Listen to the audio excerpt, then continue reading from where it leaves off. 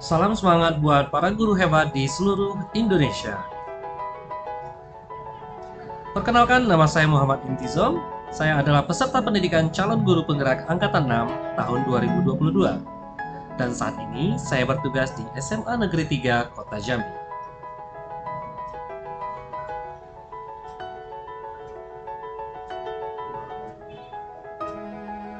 Di video kali ini, saya akan membagikan pengalaman saya melakukan diseminasi praktik baik yang sudah saya lakukan di sekolah. Di sekolah tempat saya bertugas, ada 2 orang guru yang sedang menjalani pendidikan calon guru penggerak. Oleh karena itu, kepala sekolah kami memberi kesempatan di sela-sela rapat majelis guru untuk masing-masing kami berbagi pengalaman yang kami temukan selama melaksanakan praktik baik mengenai budaya positif di sekolah.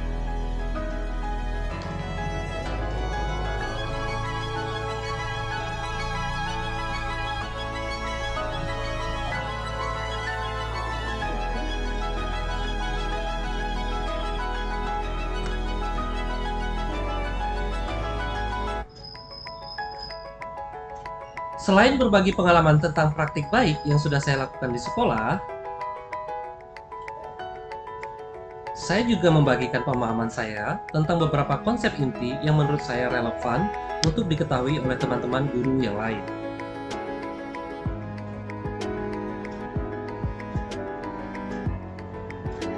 Oleh karena itu, saya juga membagikan pemahaman saya tentang konsep restitusi kepada teman-teman guru yang lain.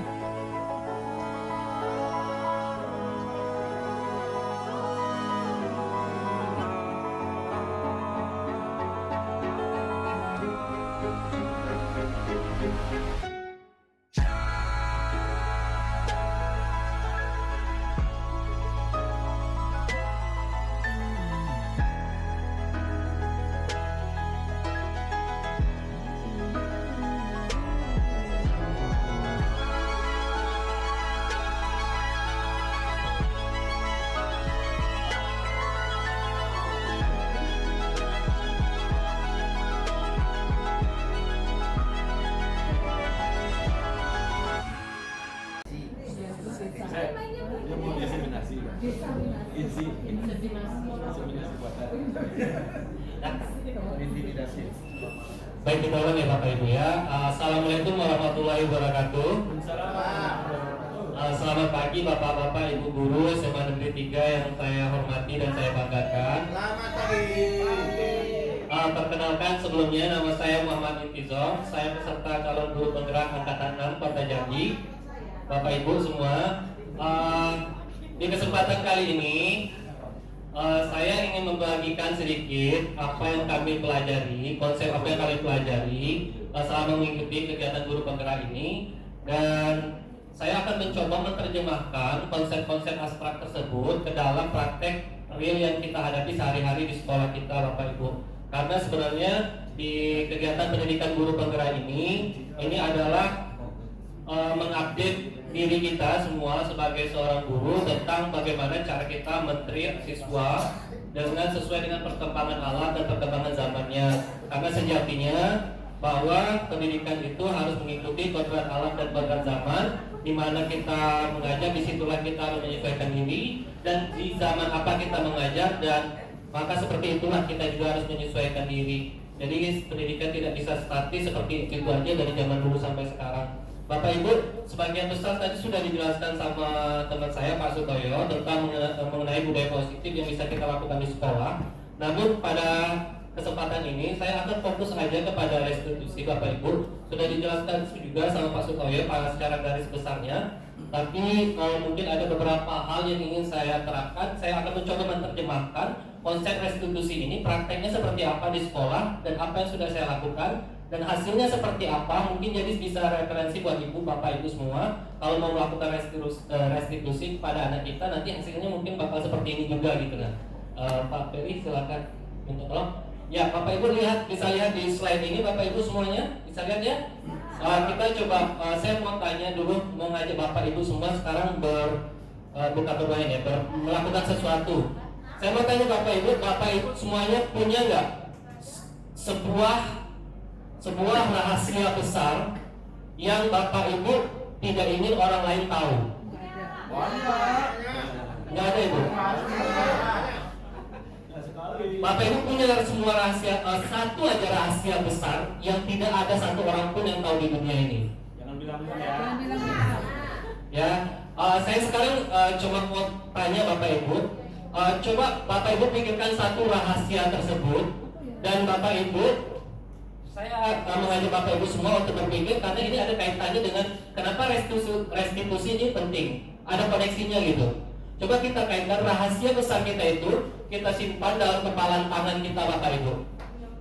Coba Bapak Ibu masukkan rahasia Bapak Ibu ke dalam kepalan tangan ini. Coba sudah di kepala, sudah masuk. Aman nggak rahasianya di kepala ini? Kalau Bapak Ibu buka kepalan tangan ini, Bapak Ibu harus mengatakan rahasia itu kepada orang lain. Mau nggak? Enggak kan? Coba sekarang saya tanya ke Bapak Ibu. Sekarang saya berikan kesempatan Bapak Ibu lihat teman sebelahnya. Coba usahakan bagaimanapun caranya, usahakan supaya dia buka telapak tangannya, supaya dia bisa mengatakan rahasianya. Bapak Ibu boleh meyakinkan, ngasih duit, marah-marah. Coba usahakan. Siapa yang bisa, saya ingin lihat. Siapa yang bisa meyakinkan kawannya untuk buka kepalan tangannya, berarti hebat sekali. Coba. Isinya itu rahasia. Siapa yang buka kepalan tangannya harus ngasih tahu rahasia besar dalam hidupnya. Silakan Bapak Ibu. Isinya itu rahasia. Siapa yang buka kepalan tangannya harus ngasih tahu rahasia besar dalam hidupnya. Silakan Bapak Ibu. Apa rahasianya? Silakan kasih tahu temannya. Mau ngasih tahu nggak? Nanti boleh ke teman-teman. Buka kepalan tangan, dia harus ngasih tahu rahasianya. Nanti rahasia saya terlepas gimana? Ya itu poinnya. Ada nggak Bapak Ibu yang mau ngasih tahu rahasianya ke kawannya? Ada. Siapa? Saya. Oh, nggak boleh orang lain, kawannya aja. Rahasianya aku lagi bokeh. Tidak boleh orang lain, kawannya aja. Oh, kawannya aja. Mungkin saya tanya Bu Mala aja, kenapa mau ngasih tahu rahasianya ke kawannya? Berarti saya percaya. Berarti Bu Mala percaya sama temannya. Bu Manu kenapa mau ngasih tahu rahasianya ke kawannya? Ya, tentu saja yang dipilih kan orang yang bisa kita percaya kan. Dia nggak mau Berarti bukan rahasia. Terima kasih Bapak Ibu ya.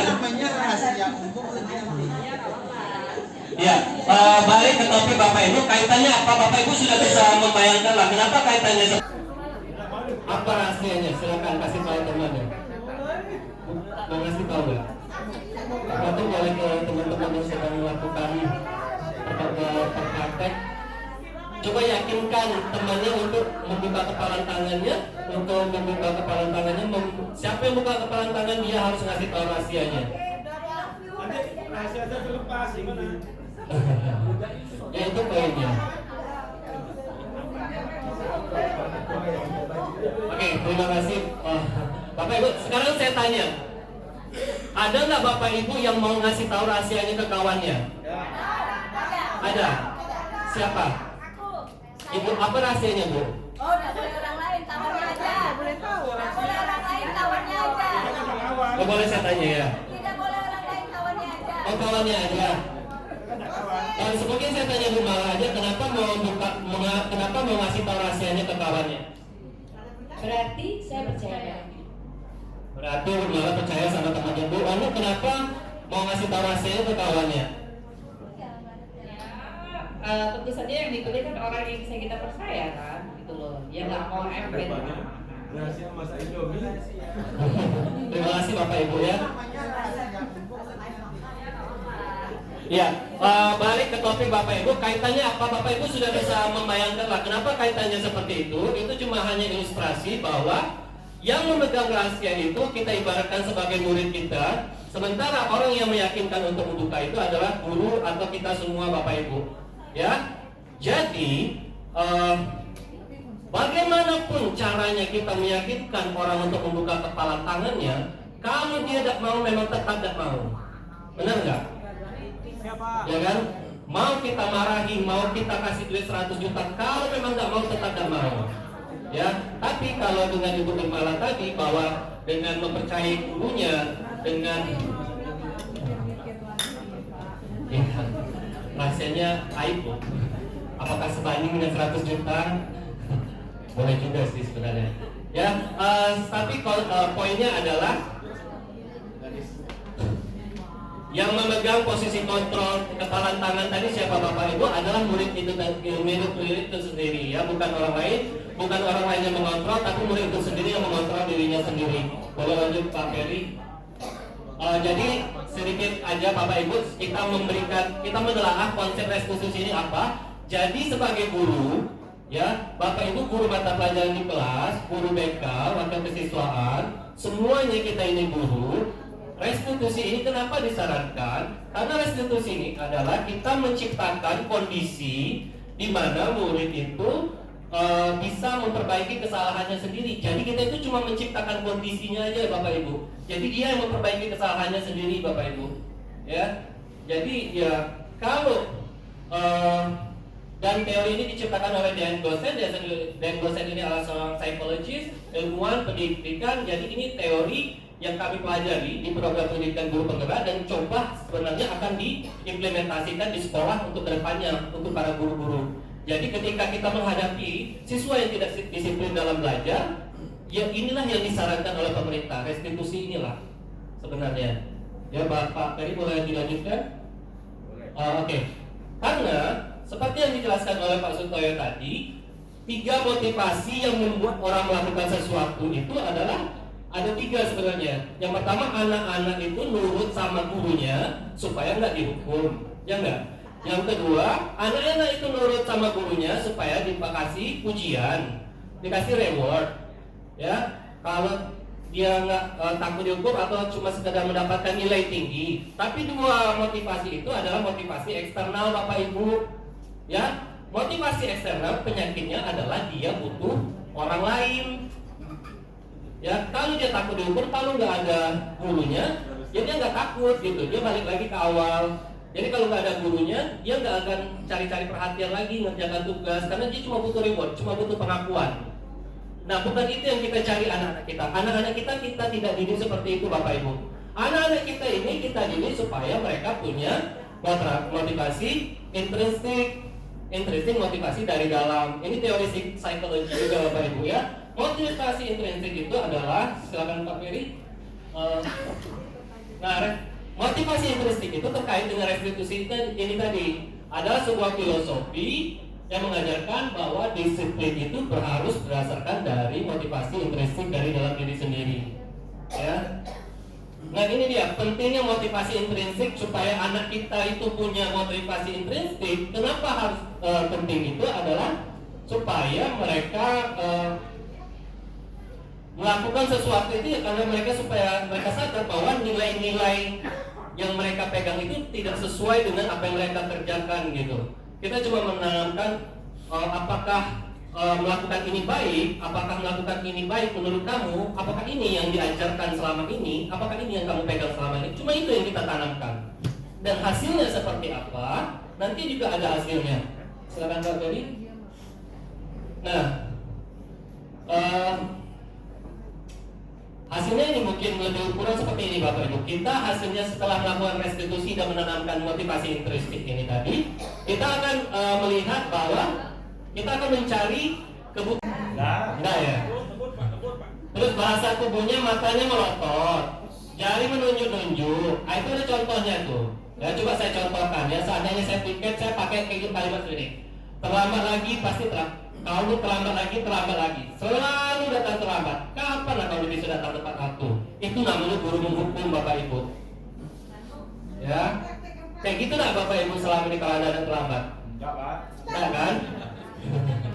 Tapi pertanyaannya, bagaimana seandainya Bapak Ibu diposisikan sebagai anak itu? Bagaimana perasaan ibu kalau ada yang ngomong kau ini terlambat terus? Ya, kau lagi yang terlambat. Kau udah kelas kau tuh sudah berserakan anak-anaknya. Kayak mana perasaan Bapak Ibu kalau diperlakukan seperti itu? Kesal dah. Kayak gitu juga anak, kan sama-sama manusia gitu. Ya kan? Oh biasa aja. Tapi hasil penelitian Pak, muridnya bakal marah Pak. Ya, ini hasil penelitian saya nggak garang-garang Pak. Ya, marah, dendam, atau yang lebih parah itu agresif. agresif itu bisa jadi apa? Ada kejadian mungkin kalau murid kita masih tergolong baik, kalau murid-murid di sekolah lain, kalau dia agresif bisa aja balik-balik Bapak Ibu dihadangnya tengah jalan. Itu bisa aja terjadi seperti itu. Kemudian Pak Ferry, yang membuat rasa bersalah ini lebih parah lagi daripada guru menghukum.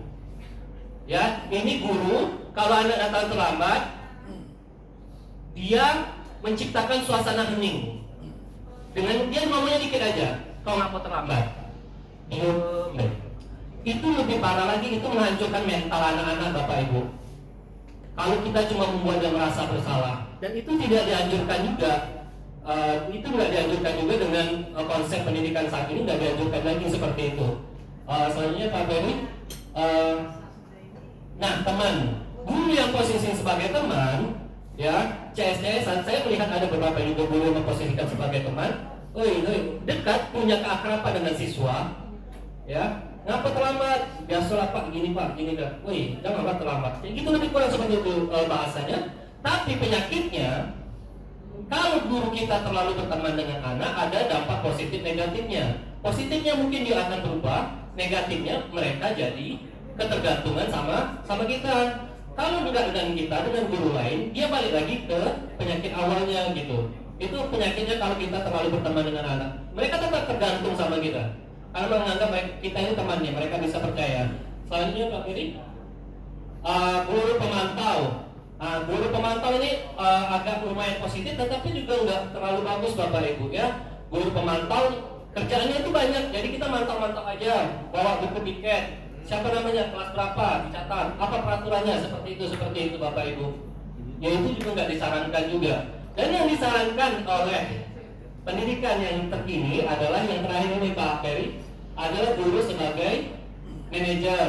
Nah ini yang coba kita fokus, kita tanami dalam diri kita sendiri. Kita yakin aja bahwa inilah yang disarankan, bahwa guru sebagai manajer itu adalah guru yang mengatasi masalah dengan ada bahasa yang tulus, kemudian bahasa tubuh tidak kaku, mendekat ke murid. Ini kita contohkan aja ya Bapak Ibu, kalau guru sebagai manajer. Kalau ada anak datang terlambat, Bapak-bapak, kita nanya aja. Misalnya, Adi, apakah kamu tahu jam berapa sekolah dimulai? Dia bilang, tahu Pak, jam 7. Ya, jadi kamu terlambat. Kira-kira gimana kamu memperbaiki masalah ini? Saya bisa nanyakan sama teman Pak untuk mengejar tugas yang tertinggal. Baik, itu bisa dilakukan. Apakah besok akan ada masalah supaya kamu bisa datang tepat waktu? Gak ada Pak, saya besok bisa hadir tepat waktu. Baik, Bapak hargai usaha kamu. Kira-kira itu real gak Bapak Ibu? Itu bisa dilakukan. Belum Pak. Itu bisa dilakukan. Nanti ya Pak, kita tidak menerima sesi pertanyaan. Ya, itu bisa. Nah ini loh yang disarankan Bapak Ibu. Bisa, karena kita menanamkan motivasi intuisi. Biarkanlah dia menjawab. Biarkan kalau dia merasa salah, dialah yang jawab. Biarlah dia cari solusinya. Itu loh yang tugas kita sebagai manajer. Namanya dia juga manajer. Ya, seperti manajer klub, manajer sepak bola. Itu yang tugas kita yang akan kita lakukan. Silakan Pak Ferry. Nah, ini hasil yang kita harapkan kalau kita sebagai manajer Bapak Ibu adalah sebenarnya anak yang salah, anak yang terlambat itu kan dia sudah tahu dia salah. Ya itu nggak perlu kita jelaskan, dia sudah tahu dia salah. Dan bila hal tersebut terjadi, kalau kita sebagai manajer, kita itu bisa memposisikan diri kita sebagai teman dan juga pemantau. Teman dalam artian kita sudah dekat dengan dia. Adi, kamu tahu kan sekolah masuk jam berapa? Kan teman itu. Terus kita juga pemantau. Adi tahu kan peraturan di sekolah masuknya jam berapa? Kan pemantau. Ya, baru kita manajer. Adi, kira-kira apa yang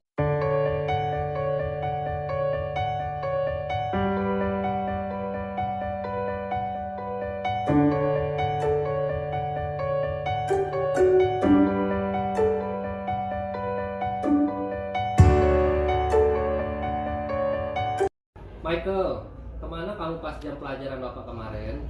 Saya makan di kantin, Pak. Apakah kamu tahu bahwa pas kamu makan kemarin itu jam pelajaran bahasa Inggris sudah dimulai? Tahu, Pak. Lalu, mengapa kamu masih makan di kantin pas jam pelajaran tersebut? Saat itu saya sedang lapar, Pak, dan saya tidak bersemangat untuk kembali ke kelas. Menurut kamu, tindakan yang kamu lakukan itu benar atau salah? Saya tahu saya salah, Pak. Bapak mengerti Bapak yakin bahwa kamu pasti punya alasan mengapa kamu melakukan hal tersebut. Iya Pak, terima kasih Pak sudah memahami keadaan saya. Tapi coba kita lihat lagi tindakan kamu yang bolos pada jam pelajaran bahasa Inggris kemarin. Apakah menurut kamu tindakan itu sesuai dengan prinsip dan keyakinan yang kamu yakini? Tidak Pak, saya yakin kita harus disiplin dan mematuhi peraturan yang ada Pak. Kamu bersedia memperbaiki masalah itu? Bersedia Pak. Lalu bagaimana kamu akan memperbaiki masalah tersebut? Saya akan bertanya ke teman saya tentang materi dan tugas pelajaran kemarin Pak. Baik, Bapak sangat senang mendengar jawaban kamu dan Bapak selalu berharap kamu akan menjadi orang sukses ke depannya. Terima kasih Pak.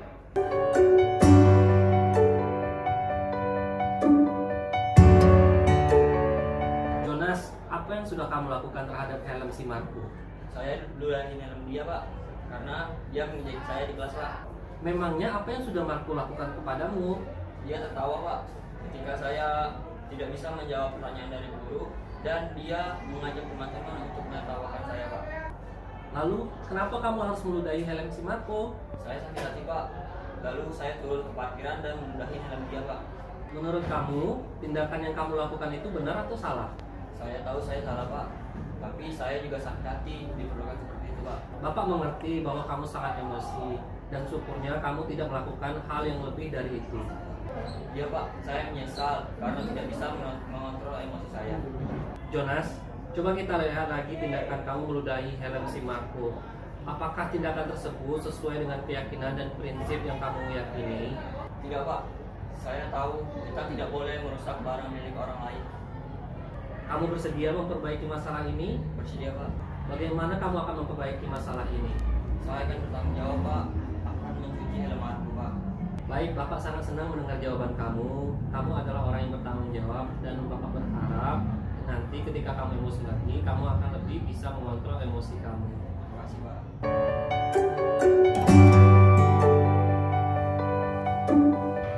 Ketika saya sedang ada di posisi tadi, saya tidak terancam karena guru menanyakan saya dengan baik-baik dan tidak marah.